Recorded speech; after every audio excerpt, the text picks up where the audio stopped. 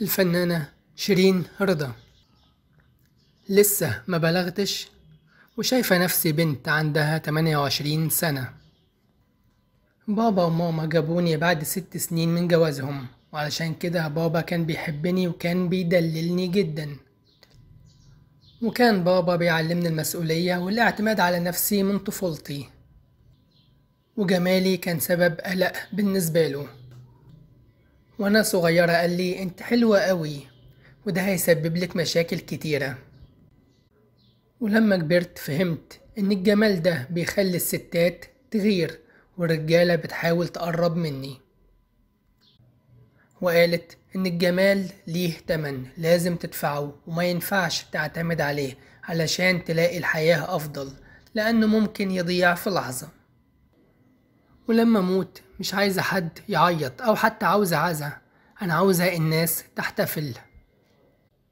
وقالت كلنا متوقعين ان الراجل يخون، خيانة الراجل متوقعة ومش بخرف، خيانة الرجل حاجة عادية انا بتوقعها، واحنا عودنا الراجل على كده، احنا بنديله حقوق علشان هو راجل، فلما يكبر هياخد حقوقه واكتر.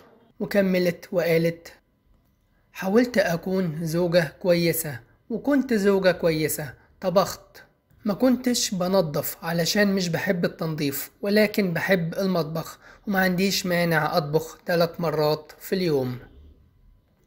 لكن الحياة مش بتمشي دايما زي ما بنتمناها، علشان كده ما نجحش الموضوع.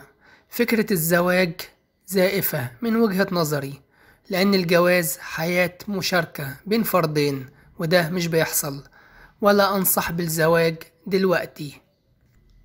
وأضافت وأنا مش هتجوز تاني علشان مفيش حد في حياتي أقدر أقول إن أنا ممكن أتجوزه، علشان تقبل وجود حد بصفة دايمة في حياتك بيحتاج وقت، وأنا بقالي كتير لوحدي.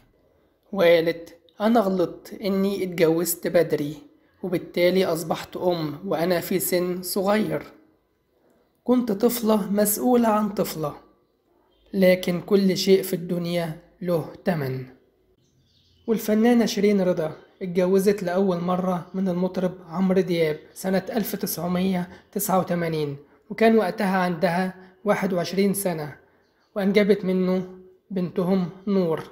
بعد كده انفصلوا سنة 1992. بعد كده اتجوزت رجل سعودي اسمه سلطان كمال أدهم، وبرضه الجوازة دي ما استمرتش لوقت طويل.